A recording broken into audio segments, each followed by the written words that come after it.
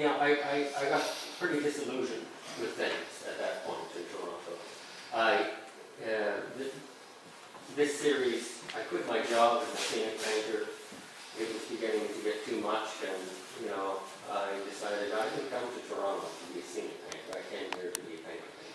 And so, rather naively, I quit and had to scramble for money all the time. And again, that opportunity at the art fair kind of left me deflated, and I really didn't know what more I could do living there. So I left again, and I went back to Calgary, and really didn't know how to approach things with my work anymore. It was still the main thing in my life, but I really didn't know what to do with it, where to put it in the world. And I ended up going to the Banff Centre of Visual Arts as part of a media and visual arts residency, which was a godsend at the time. It allowed me to produce work with the only purpose in mind of producing work and really experimenting, and without getting caught up in this idea of the commercial value of work. And so much so that I packed everything up I had in Calgary at the time into a storage unit and went to Banff, and again had no home to come back to. And I met some people in Banff who said, well, come to Winnipeg. There's a great arts community in Winnipeg, and I thought, okay, I'll try that. But I drove to Winnipeg and turned around and came home. It was not that there's anything wrong with Winnipeg. I'm sure it's a great place, but you get a sense after driving for a day and a half across the prairies by yourself and do a lot of soul searching and realizing that probably I'd get into the same situation as I had before, of really putting all my eggs in this painting basket and trying to make sense of the world. So, and I should say at this point, when I left to go to Winnipeg, this gallery that has the bay blankets offered me a show. He said, why don't we do some paintings of, Canadian imagery again? I think we could really do something with that. And, when we said this, it was the last thing I ever wanted to do. But, driving through Saskatchewan, I thought, well, that might be a pretty good idea. So, I went back and I took him up on his offer. And it was a pretty good opportunity. This is a bit of a poor slide, but it's the only installation shot I have. And when I was younger, I was really bad documenting my work, and I'm paying for it now. So, it's a really good idea to do the best you can with the documentation. So, we sat down, me and this fellow, and started basically a marketing idea. Okay, what can you do? What can you do? What can you paint that people are going to get here? And certainly, again, in the Midwest, I think the day before yesterday, it was the second coldest place on the planet. And so people really identify with the weather on the prairies. And coming from there, I knew that. And so I decided to produce a body of work that was called Cold Front. And it was based on, again, the Canadian imagery, more so being aware of my surroundings. If you go and walk the streets in Calgary in January, fashion isn't a big priority. It's surviving. And so, and there's this image is a bit of a Canadian Tire image, in that, it reminds me of ads they might have for the aisles that you go down. So I expanded from the bay blanket and, poked around ideas of stacks of wood and winter boots and parkas and sleeping bags, and it was pretty good. I think this is a good point to talk about the idea of skill or technical ability as a painter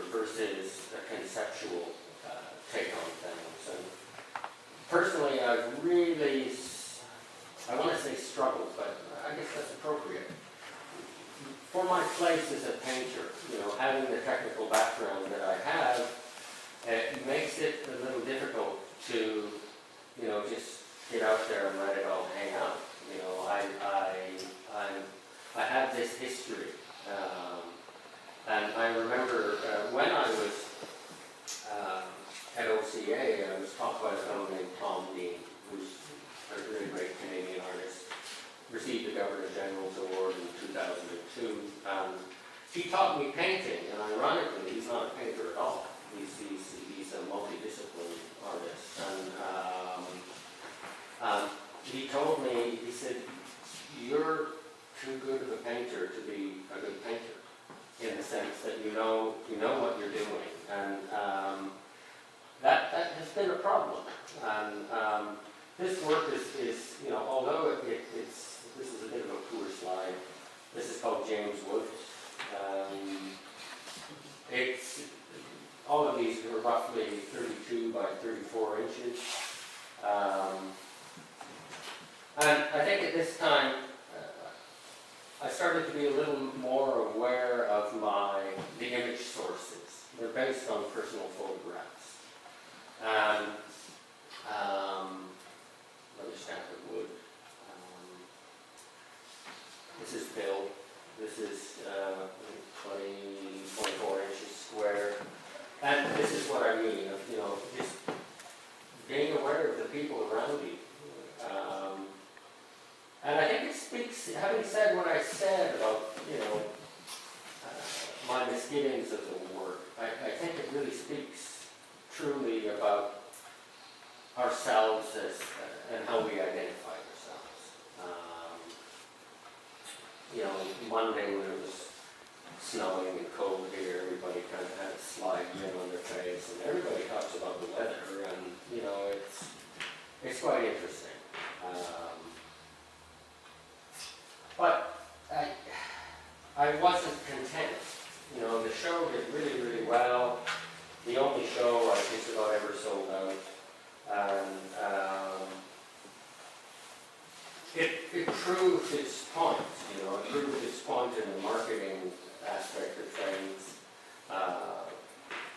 And, at the time, there was I think there still is a collective out there called Mother Brand, an artist-designer collective in Canada, who were made up of, predominantly designers, designing things from plates to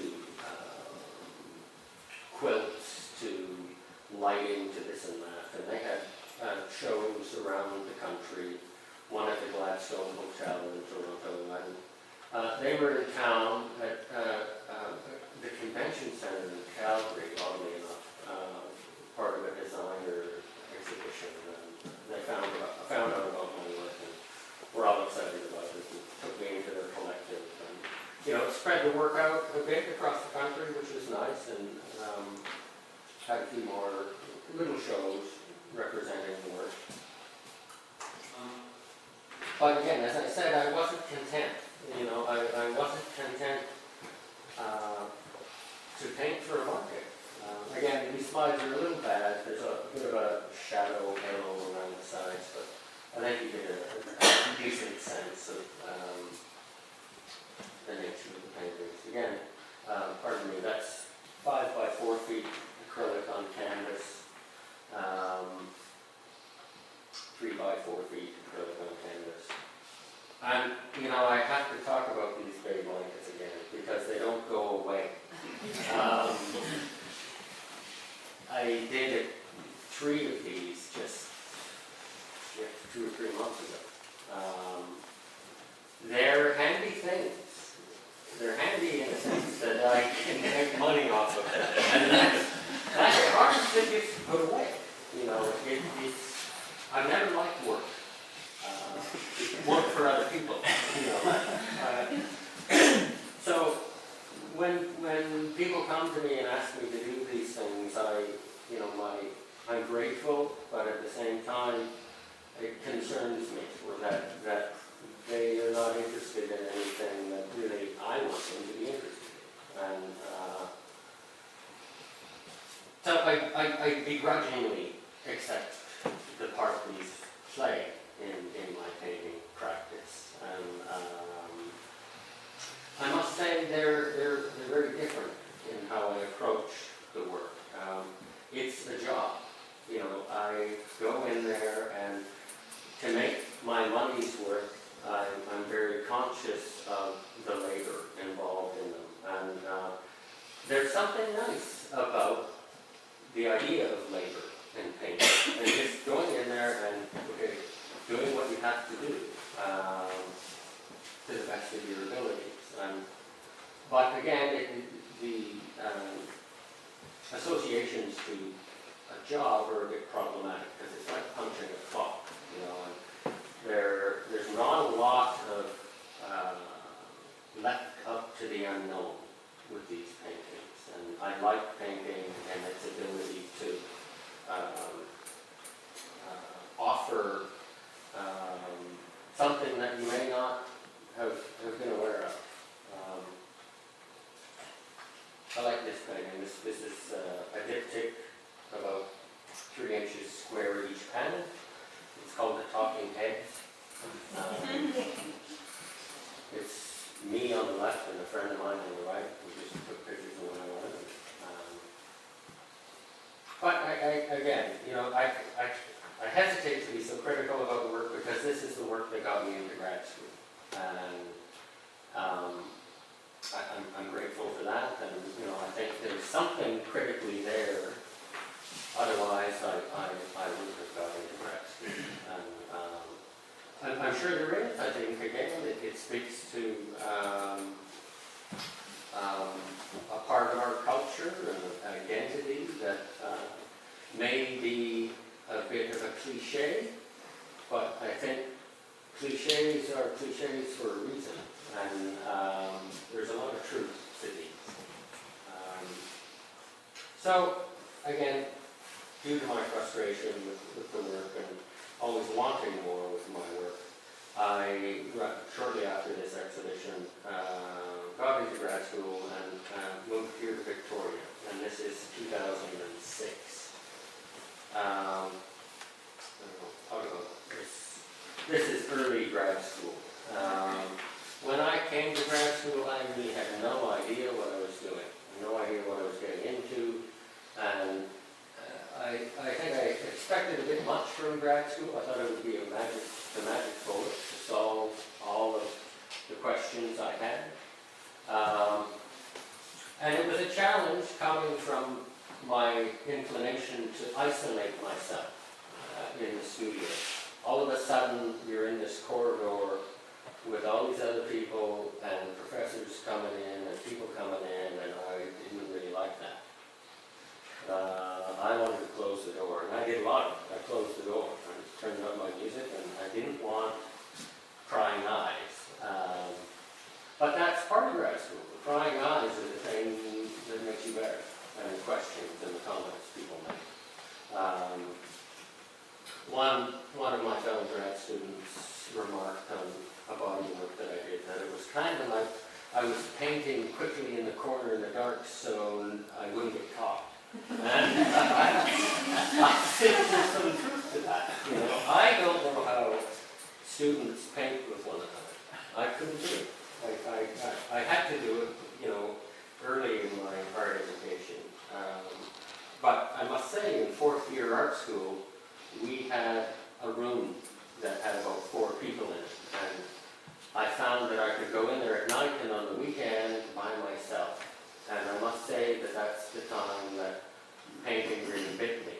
It was an opportunity to be okay with yourself by yourself. And that was really special. And it's still really special. There's no better place than being in the studio. So again, early grad school, I chose to align myself with the historical idea of the artist as craftsman. So going back to early Renaissance, 14th century,